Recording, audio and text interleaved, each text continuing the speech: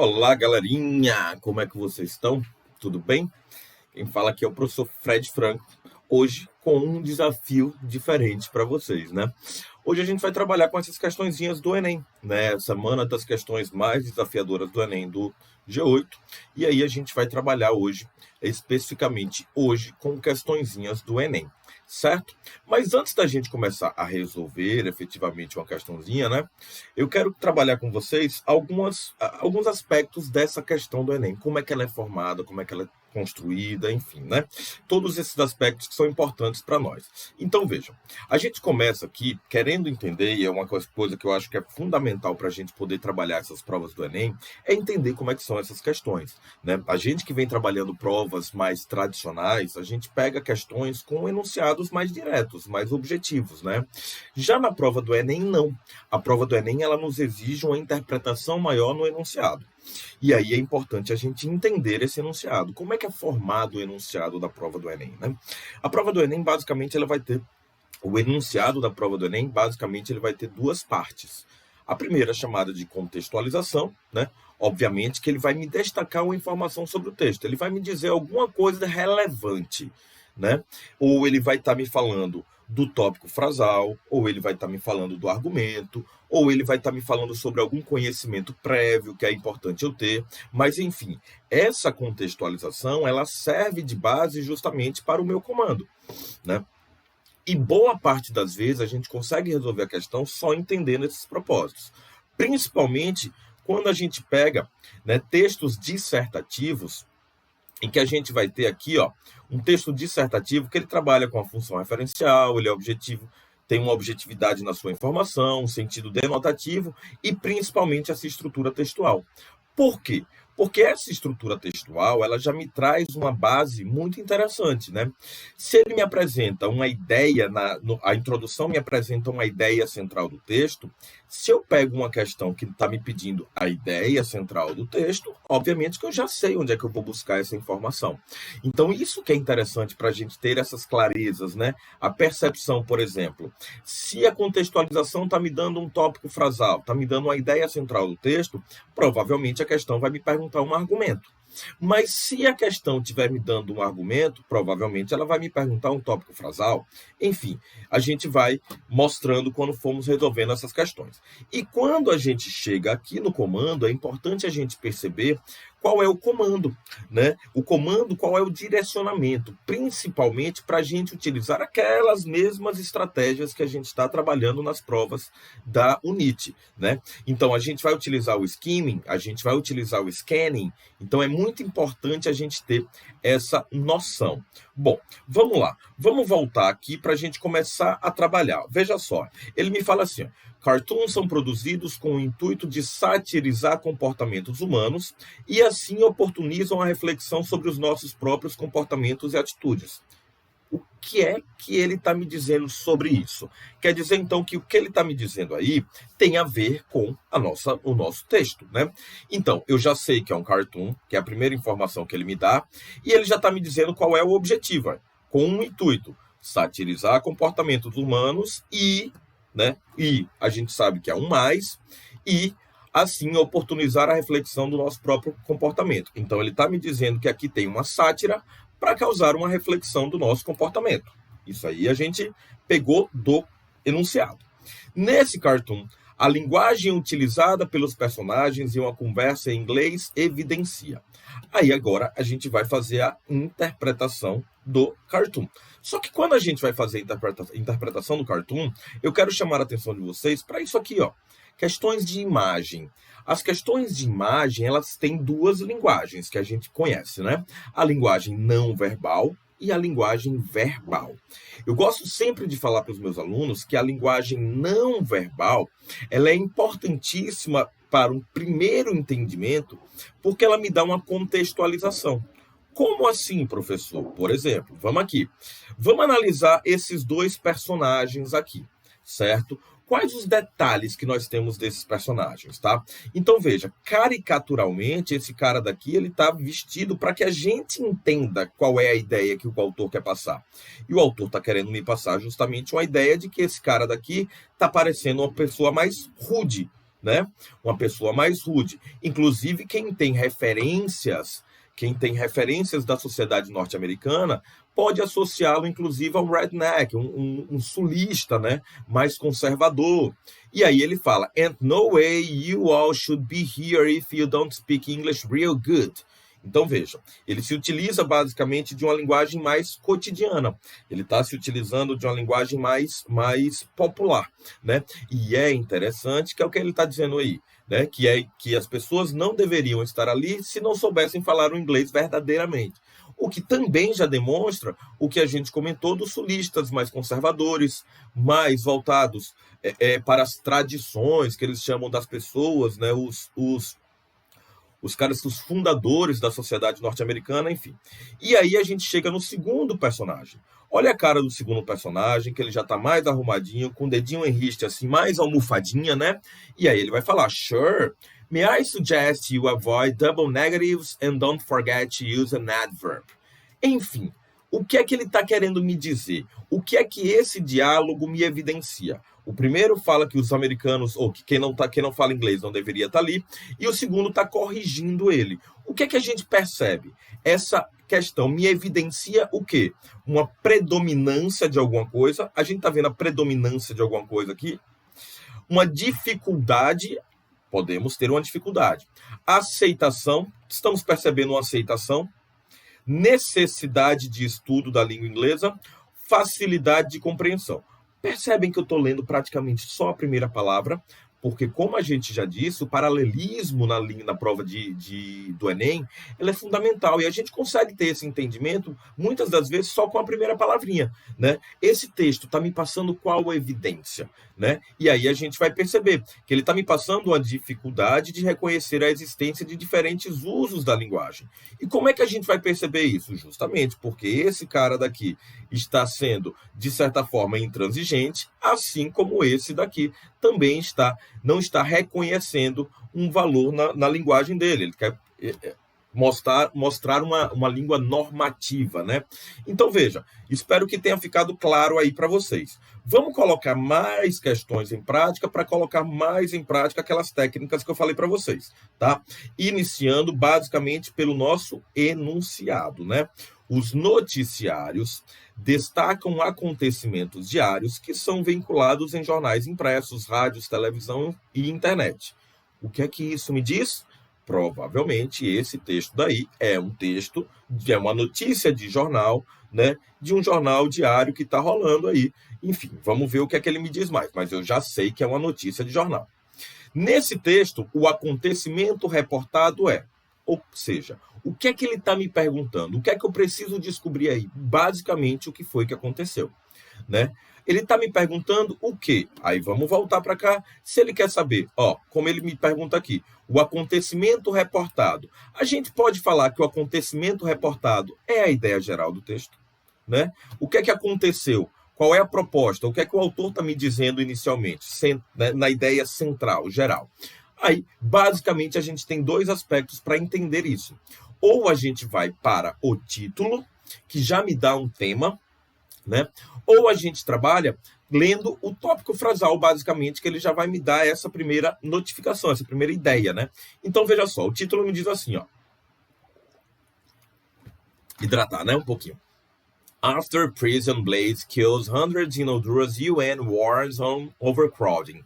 Primeiro eu quero chamar a atenção de vocês para a sigla UN, que pode aparecer na nossa provinha do Enem, como já apareceu nesse caso, porque é uma sigla que está, né, em voga no nosso momento, né, que fala justamente UN é a famosa United Nations, o que seria, na nossa língua portuguesa, basicamente a nossa ideia de Nações Unidas, né, a ONU, basicamente, né? Outra palavrinha que pode, sigla que pode aparecer para vocês é essa aqui, WHO, que é o World Health Organization, que para nós, na língua portuguesa, vai ser a famosa OMS, né? Como estão várias notícias falando sobre OMS, ONU, por causa da nossa pandemia, é importante que vocês conheçam aí. Mas vamos lá. Então, vejam, na hora da leitura desse texto, é muito importante a gente ter aquela noção daquelas questões, aqueles tipos de palavra que a gente já trabalhou, cognatos, palavras incorporadas, porque veja, ó, a gente pega aqui, ó, a United Nations Human Rights Official today called on Latin American countries to tackle the problem of prison overcrowding. In the wake of an overnight fire, ó, fire já é uma palavra que a gente conhece bem, né? Só para a gente entender que ele já está me falando da palavra fire aí. Era jail in Honduras that killed hundreds of inmates. Então, isso aqui é a minha ideia central, né? E o que é que ele está querendo me dizer? Que a prisão, ó, cognato, matou centenas em Honduras. É isso. Agora, isso aconteceu por quê? Eu não conheço a palavra blaze, vamos supor, né? Para quem conhece, ótimo. Mas para quem não conhece, pode se perceber na palavra fire aqui embaixo. Blaze tem um sentido de chamas, né? Fire, o fogo. Então a gente já entendeu o quê? Basicamente, que um fogo atingiu uma prisão em Honduras e matou centenas de internos, né? de presos, né? E o que é que a gente vai ver aqui? O acontecimento reportado é uma ocorrência de um incêndio em um presídio superlotado em Honduras, a questão da superlotação nos presídios de Honduras e na América Latina, a investigação da morte, a conclusão de um relatório ou a causa da morte de 12 detentos. Então, ele está me falando justamente a ocorrência de um incêndio. É basicamente a única opção que fala para a gente sobre o fogo, né? Então, fica mais fácil aí da gente entender. Bom, terceira questão, ela é uma questão, basicamente, que ela trabalha com um texto literário. E aí é muito interessante.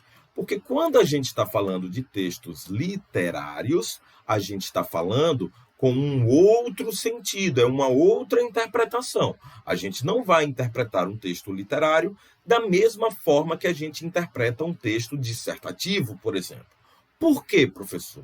Porque o texto literário ele tem outras propostas, ele tem outras funções, né? Ele utiliza uma função poética da linguagem, ele é muito mais baseado em uma subjetividade, o que vai exigir uma interpretação maior nossa, justamente essas associações, as conexões, tá? A linguagem vai estar no sentido conotativo, logo teremos figuras de linguagem, certo? Então é importante a gente entender que são aspectos diferentes de interpretação. Mas como é que eu vou interpretar esses textos literários, basicamente, professor, né? Bom, a gente vai ter que fazer as devidas associações. Nesse caso daqui, a gente tem que prestar atenção. Ó, em textos literários, é importante a gente prestar atenção na fonte, para saber quem é o autor e qual é o ano de lançamento daquilo ali, o que não aparece aqui para a gente, nesse caso. Quando a gente está falando de textos literários, é importante a gente prestar atenção no título, porque o título já me dá uma ideia do tema, não temos título aqui, certo? E é importantíssimo também, quando estamos falando em textos literários, prestarmos muita atenção nas palavras repetidas ou então, no campo lexical desse texto. O que seria esse campo lexical? Por exemplo, as palavras que aparecem aí, o vocabulário que aparecem aí, elas estão relacionadas a qual tema? Tá? Se você pega um texto que ele me fala mais sobre aspectos de, por exemplo, se ele me fala sobre fígado, rim, se ele me fala sobre coração, a gente já consegue entender que ele está me falando um aspecto da medicina, um aspecto da saúde, né? Se ele me fala sobre bolsa de valores, sobre alta do dólar, enfim, a gente já sabe que ele está me falando de aspectos da economia. Então, esse campo lexical ele é importante para a gente ter um entendimento de qual a temática que está sendo abordada aí. Mas vamos para a questão, né? Ele me fala assim, ó, produções artísticos culturais revelam visões de mundo próprias de um grupo social. Então, já sabemos que esse texto é uma produção artístico-cultural de um grupo social específico, né? Esse poema demonstra a estreita relação entre a tradição oral da cultura indígena norte-americana e ou seja, ele quer saber o seguinte, o que é que está sendo abordado aqui, basicamente, né? A tradição oral, a tradição da fala e o que mais? O que é que isso aqui vai estar relacionado à tradição oral? Então, vamos lá. My brother, the star. My mother, the earth. My father, the sun. My sister, the moon. To my life give beauty, to my body give strength, to my corn give godness, to my house give peace, to my spirit give truth, to my elders give wisdom. Então, o que é que ele está querendo me dizer? Esses campos lexicais aqui, eles estão abordando o quê? Ó, ele está me falando sobre pessoas da família, certo? E também aspectos, ó, estrela, terra, sol, lua. Então, ele está me falando sobre o quê? Né? Ele está me falando sobre hábitos alimentares, especificamente. A gente não está vendo tantas coisas de hábitos alimentares, a não ser o corn, que é o milho, né? Dependência da sabedoria dos seus ancestrais, ele não está me falando da dependência porque ele está pedindo para dar isso para as pessoas, né? Ele não está falando que eles dependem daquilo. Representação do corpo em seus rituais. Veja, a gente não tem necessariamente a representação de partes do corpo aí, né? A gente tem a representação de importantes elementos da natureza relacionando com a sua família, né? Ele também não fala de uma preservação, ele fala da estrutura familiar, mas não da preservação. Mas ele fala da importância desses elementos, né? Quando ele coloca a mãe terra, né? O pai sol, então ele está colocando os elementos da natureza como se fossem aspectos próprios da família dele, que ele dependesse daquilo, né? Então, basicamente, a resposta, a letra D de dado, certo? Bom, quarta questão é um texto que aborda, é um texto dissertativo, basicamente, né? E a gente vai ver essa questão aí agora, ó. De acordo com o texto, nos Estados Unidos, alguns estados têm leis específicas para assédio via meios eletrônicos. Então, veja só. Se ele está me falando aqui, de acordo com o texto, então eu já sei que, de certa forma, isso aqui é uma informação que está no texto, certo? Ele está no texto. E, provavelmente, é a ideia central desse texto que ele já me anunciou. Porque quando ele coloca assim, ó, já no Reino Unido, ele está querendo me dizer o seguinte, ele me falou sobre os Estados Unidos, depois ele fala já no Reino Unido. Então, provavelmente, ele está me falando o seguinte, no primeiro parágrafo ele falou sobre os Estados Unidos, no segundo parágrafo ele fala do Reino Unido, porque quando você vai mudar de assunto, ou quando você vai fazer um outro tópico, você abre um outro parágrafo, que é basicamente o que a gente vai procurar aqui. Ó, já no Reino Unido, a instauração do processo contra praticantes do cyberbullying é mais difícil por quê? Aí vamos lá. Professor, como é que eu vou resolver essa questão? Leio o texto inteiro? Não.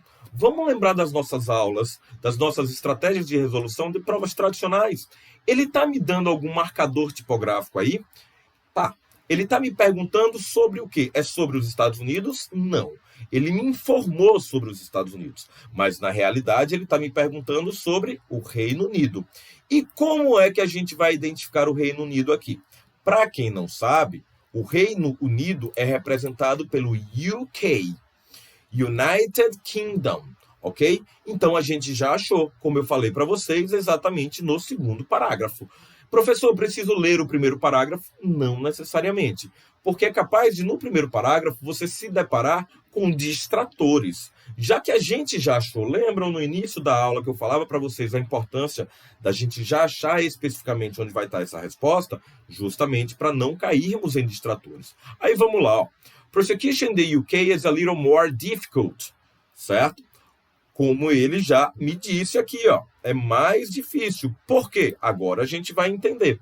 While all schools are required to have an anti-bullying policies in place, cyberbullying itself is not named as a criminal offense. Offenders in the UK would have to be charged under various other laws, including the Protection of Harassment Act of 2003. Então, veja só, por que isso é mais difícil? Né? Justamente, ó, it's not named as a criminal offense. Então, ele está me dizendo justamente que as vítimas precisam recorrer a outras leis existentes, é uma possibilidade, e ele me fala isso. As leis que regulamentam o uso da internet e dos meios eletrônicos de comunicação são inexistentes. É isso? Não necessariamente, apenas relacionado ao cyberbullying, mas a gente pode ter outros tipos de leis que regulamentam o uso de internet.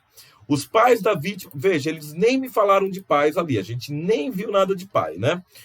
Mas provavelmente deve ter algum aspecto no texto que me traga essa informação. Os estudantes com idade inferior, ele também não está me falando isso, né? Vamos nos ater ao que nos interessa. As leis, como a de proteção contra ato, estabelecem que o cyberbullying não é crime. Não é isso que ele está me dizendo. Isso ele está me dizendo que é uma das leis que as pessoas precisam se utilizar para conseguir processar os criminosos. Então, de fato, a nossa resposta, letra A. Ok?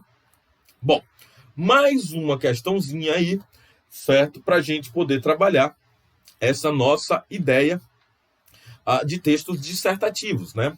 O uso de celulares em lugares públicos tem sido prática corrente. Então, isso aqui ele já deve estar me falando no texto, né? O texto aponta que essa prática tem gerado. Vamos raciocinar comigo. Provavelmente ele está me falando sobre essa prática no início do texto e no desenrolar do texto, no desenvolvimento, porque se tem gerado, ele já me falou qual é o problema, ele vai me explicar, ele vai me discorrer sobre. Então, provavelmente, a minha resposta não vai estar exatamente no início do texto, vai estar provavelmente depois do tópico frasal. Most people today have a mobile phone. In fact, many people can't imagine how they ever got along without a portable phone. However, many people also complain about the cell phone users. People complain about others loudly discussing personal matters in public places. They complain when cell phones ring in movie theaters and concert halls. They complain about people driving too slow and not paying attention. Então, veja só, qual é a palavra que mais se repete aí? A palavra que mais se repete é a palavra complain. E o que é que significa a palavra complain? A palavra complain significa reclamação, né? Você reclamar de algo. Então, aqui, a gente já mata ela aqui, basicamente. Reclamação sobre a falta de normas no comportamento dos usuários. Lembrem do campo lexical, certo? Anseios por recursos para ampliar os benefícios? Não, eles estão reclamando. As pessoas estão reclamando sobre uma série de coisas aqui que ele me falou. Questionamento a respeito da dependência constante, não é isso que está sendo abordado. Discussões a respeito da legislação, também não é isso. E dúvidas dos usuários, também não. Veja, é complain, é reclamação, ok? Bom, e para finalizar, a nossa última questão, que é uma questão muito interessante, porque vejam só, a gente tem na prova do inglês, a gente já tem esses microdados que vão nos dizendo que as questões com imagens, elas têm sido cada vez mais problemáticas para a gente, né? Justamente porque a gente tem uma dificuldade de fazer aquelas interpretações que eu falei com vocês na primeira questão, né? Entender a linguagem não verbal, entender a linguagem verbal, e aqui eu trago um outro ponto importante para a gente analisar. Mas vamos lá, nesse texto publicitário, quando ele me coloca aqui nesse texto publicitário, eu já sei qual é o objetivo desse texto. Ele quer me convencer de alguma coisa. Agora vamos ver do que é que ele quer me convencer, né? São utilizados recursos verbais e não verbais para transmitir a mensagem. Isso aqui é óbvio, ele está me dizendo, presta atenção, não só no texto, mas também na imagem. Ao associar os termos any place and regret à imagem do texto, constata-se que o tema da propaganda é a importância da. Então, vamos lá. Ele está me dizendo que aqui é uma propaganda e que eu preciso prestar atenção na imagem. Isso aqui representa o que para a gente? Parece o quê, né? Uma mancha de alguma coisa e aqui um parafuso. Então, provavelmente um parafuso que soltou e caiu essa mancha aqui, que provavelmente vai ser óleo para a gente, né? Agora, vamos analisar o texto. Take your car just any place for an oil change and you may regret it down the road. Né? Então, presta atenção. Veja só. O que é que ele está querendo me dizer? Que se você levar o seu carro, e aí vem um ponto fundamental, a nossa interpretação textual ancorada no nosso conhecimento gramatical. Porque, vejam, se eu não souber qual é o sentido da palavra any em uma oração afirmativa, eu corro um sério risco de errar essa questão. Porque, veja, a palavra N em orações afirmativas, ela significa qualquer. Então, o cara está me dizendo aqui, ó, se você levar o seu carro para qualquer lugar, você pode se arrepender. Né? Por que ele está falando isso? Se ele está num texto publicitário e ele está querendo me vender uma ideia, qual é a ideia que ele vai me vender? Ou seja, não leve o seu carro em qualquer lugar. Leve o seu carro para a minha loja. Provavelmente é essa a linha de raciocínio, né? E aí a gente fica justamente com a escolha da empresa certa. Ele não está falando de uma preservação do meio ambiente, não é uma questão de manutenção do motor, ele está falando sobre o lugar. Ó. O lugar vai ser exatamente a empresa certa. Bom, queridos, eu espero que tenha sido proveitoso para vocês. Me coloco à disposição para tirar qualquer dúvida da prova do Enem. É uma prova que eu já trabalho há muito tempo, gosto muito de trabalhar com as provas do Enem e espero que tenha sido positivo aí para vocês. Espero que tenha ajudado. No mais, voltamos na próxima semana com as questõezinhas da UNIT. Um abraço.